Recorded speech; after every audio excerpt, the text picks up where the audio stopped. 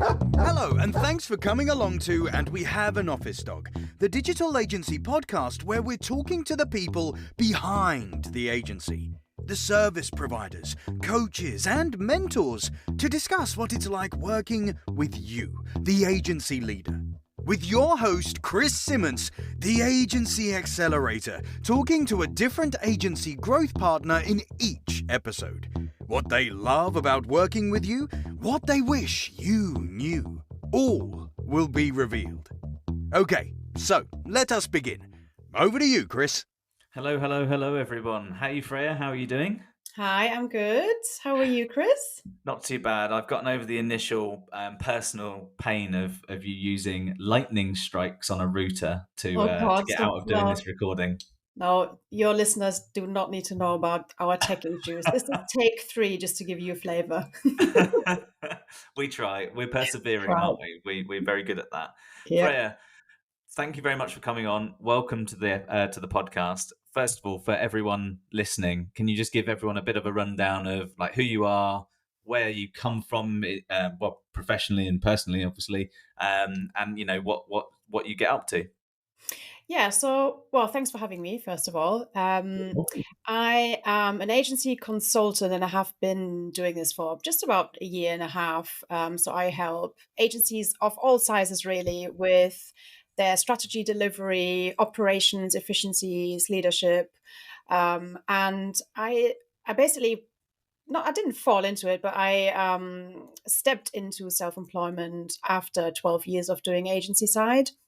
Mm-hmm. So when I came to England first, I'm from Germany originally.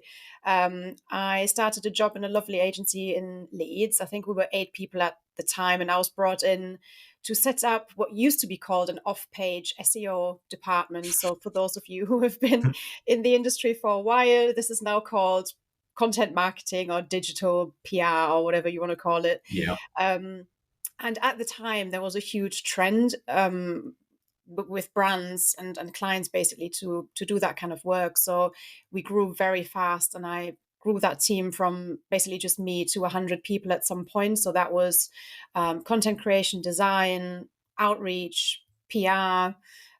We had an international team. We had tons of freelancers. So it kind of became a bit of a beast at some point.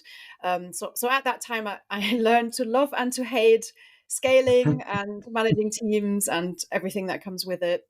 And then later I moved into more of a strategic role with the board of directors, and I was responsible for taking our strategic goals and delivering them in the agency. So I had to work with the senior leadership team, all the heads of departments and the board of directors to make sure that our growth plans would become reality.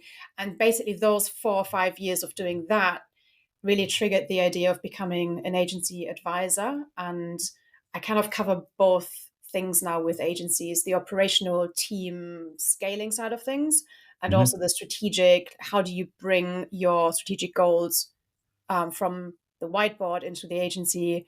So change management, delivery of the strategy overall. So I cover both bases, yeah. And listeners, this is why you can tell I'm very happy that Freya is an OMG agency advisor. A wide range of experience, very, very good at what you do. And I think that having the actual experience working in an agency as well as on agencies is really, really key, because you can go into an agency now and you can see and probably empathize with how everyone in the business, top to bottom, will feel when changes are happening. And, that operational delivery of a strategy affects people. And, Yes. You need to make sure that there's the right balance of needs and wants and feelings as well, I'm guessing.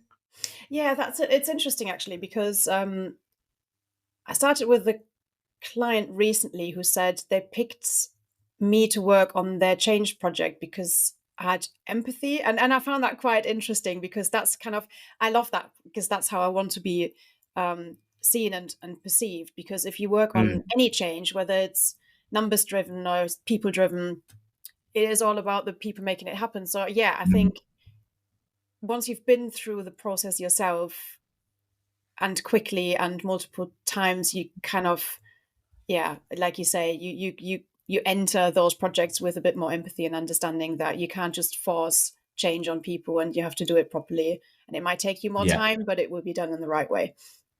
absolutely. Absolutely. So, in all of your experience, what do you think's been one of the most kind of fun projects that you've worked on, probably more recently, where you've been working as an agency advisor or agency consultant? Um, this is going to sound really geeky, but I love going into an agency that knows that the numbers aren't where they need to be, but they don't know where to start. So Mm, you start with a blank sheet of paper in a way. So you just yeah. look at the numbers and you try and understand from the performance numbers what the issue might be, but then you start talking to the teams and to the wider departments to find out from the people doing the work what could be the problems, and then you match the two. So you match the numbers with what the people have told you and come up with, well, here's the problem, here are the solutions, let's work them out together in teamwork. So I kind of like the investigation phase of just going in and figuring out what is the problem here, why are you stuck either at a certain size Um, so or you're a financial detective. performance. Pardon? A detective. Yes, that's exactly how I feel sometimes, and those are my favorite projects, where you just Yeah. come in because something's wrong. They feel stuck. They feel like they have ambition and potential, but um, they just can't push through whatever's holding them back. So I love Mm, that, mm, but I also love, being brought into an agency with a very specific project. Like I've recently introduced some people processes to an agency to just make sure there's consistency around one-to-ones and PEPs, performance reviews, salary mm. reviews. So I like that just as Awesome. much. But my favorite is the detective work, the what's wrong, why are we stuck work. Hey, voiceover guy here. Me again. Minty Digital increased its number of clients by 38% within 6 months with the OMG Accelerator program. So check out omg.center/info. Oh, sorry, Chris. Wow, you pay this guy once and he keeps coming back halfway through a Rude. bloody podcast. It's a bit rude, isn't it? um, so that's something you really enjoy doing, working with agencies. What about what's something that kind of, not that you don't enjoy about working with them, because obviously you get to choose who you work with, but what's something that you find like hardest when you're working with some of these agencies? Um, so I think there's probably two things. If it's a larger agency, one of my, well, it's not really an annoyance, but it's they often make an assumption that their goals and what they've set out as their vision is just magically going to happen across all the teams. Yeah. So basically the whole attitude of we've said, we've communicated in an update that we need to do XYZ and this is the target and no one's doing it, and they get a bit frustrated with their people. Yeah. um, and I guess the assumption that people just make change happen without being actually guided through the change process properly, that Yeah, there's usually happens lots of in. agencies do that though, don't they? They set the course, they say where we're going, but they don't help people know how to get there. And it's Yes. not incumbent upon people who work in the agency for the leaders to tell the leaders, well, this is what we need to do in order to do that. But it's an Yes. odd one, isn't it? Yeah, that's it. And I get that, because agency leadership teams or board of directors don't usually have anyone in the team experienced with change management, and it's Mm, not mm, typically a skill set that you would have even if you work in operations. What my opinion is, if you work in operations and or you are the CEO or MD, you should have a level of change management training, or at least yeah. appreciation. Mm, But I get why agencies work in that way, because they're fast, they want to be agile, so they want to get things done. So they kind of often overstep the fact that people need to be brought on the journey with them. And mm, that often happens in the larger agencies where, um, there's a bit of an assumption that, we've nailed the strategy and now we're communicating it, and therefore people will just do it because it's part of the success of the agency, and surely everyone's bought into that. But mm. people don't work like that. Um, so I guess that's one thing with the larger ones, and with the smaller ones, it's they want to grow and they have ambition and potential, but the owner just doesn't have the time. This is the typical, Yeah. you know it. we In all, or on the we all business know kind it. of, yeah. Too many Um, hats, too yeah, many things going on. There's deliverables, there's growth, there's where do you stop? Yeah. yeah, and then overcoming that. So going on a bit of a journey with the founder to figure out, well, how did you get out of that situation in the first place? So before we do any work, to grow and set you up with a strategy, how do we get you into a place where you've got Mm. the time, even just freeing up a couple of hours in the week, Yeah. even that can be a massive challenge. So yeah, that can be tricky. I think one of the things that was a massive watershed for me when I was running the agencies was um, essentially I was the bottleneck in most cases. And it Mm-hmm. wasn't that I was stopping things from happening. I was essentially slowing things down because I needed to be involved in the deliverables as well as the growth. I should have focused on one of those two things and had someone who was smart and capable to deliver the other aspects of that. And it wasn't until I realized that I need to invest in either one area or the other so I can work on the business more. And Yeah. it was a real change of mindset running these businesses that you don't often come to, especially when you're small, because you are consistently thinking cash flow, cash flow, cash flow, cash flow, cash flow. Yeah, of course. How did you get to the point to make that scary investment of, I don't know, was it like an ops person or salesperson or what?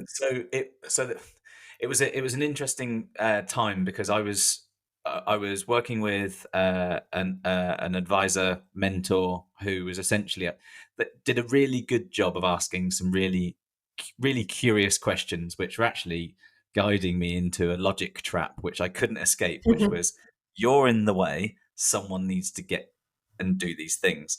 And that was when we did two things. First of all, we hired for head of digital role, which then took me out of quite a lot of the deliverables stuff. Yeah. That was one person I only had to talk to make sure all of the key aspects of what we were selling got delivered. And then we had head of operations, which actually was Vicky Simantz, who's my wife. She was my wife beforehand. She's still my wife now, so we must have had a good working relationship. She handled everything that was operationally required of the business, which then left me freed up to do all of the sales, the marketing, and essentially the growth aspect of the agencies, which had both personal and professional gains. The professional were obvious because we had better net profit and we had better clients coming in and things like that. Mm-hmm. The personal was I wasn't stressed out about the amount of context switching that needed to be done. And it wasn't until someone essentially tricked me into coming up against myself Yeah. that I decided to make that change. It was an interesting time. Great. Yeah. Freya, I looked on LinkedIn this morning, and on LinkedIn, Sales Navigator, according to LinkedIn, this is self-identified director/owners of agencies worldwide who identify as having English as a fluent or first language. There's 845,000 people. Okay. Now, if you assume that half of them are lying, that's 420,000, should we say, because they're freelancers or whatever else, and then you say, okay, all of them are co-founders, so then you can halve that again. There's 110,000 agencies in the English-speaking world. What do you think separates the best from the rest?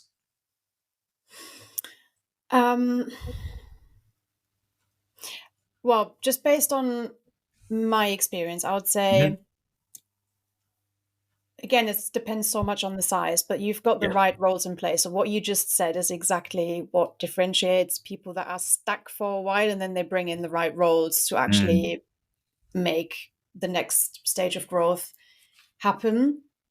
So whether it's, I think the typical roles there are, they bring in a sales director or an ops director, so that they're starting to form a leadership team that drive certain areas of the business. So that's kind of at a certain size of agency, of course. But I think generally,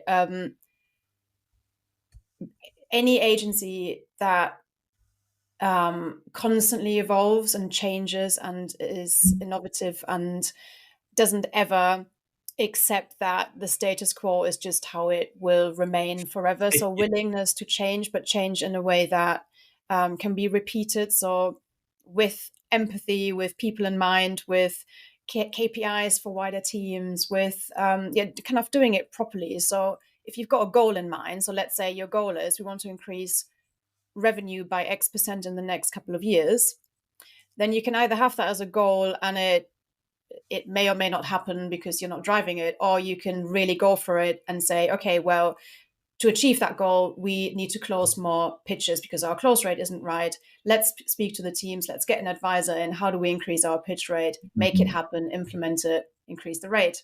Yeah. I think that happens in the agencies that are most successful, is they really see through what they've set out to achieve. Yeah. So they're very good at implementing, at strategic delivery and involving people in that. Yeah. Yeah. And like I can't stand that turn of phrase where people say it is what it is, or we've always done it that way. Because those are usually the ones that I would categorize it in the rest box. The industry changes far too frequently. The technology changes far too frequently for we've always done it that way to ever really apply in an agency. And it is what it is essentially capitulation to external factors. You what you can't control, fine. There are lots of things you can't control: macroeconomics, global ecosystems. You can't control those things, but the things you can control, you should never resign yourself to not being able to control. And if I'm not saying become a megalomaniac in your agency. I'm just suggesting that it is what it is not the right way of thinking. And if you want to grow, you need to change. And if you want to change, you need to have a plan. If you need to have a plan, you need to speak to people to help you do that.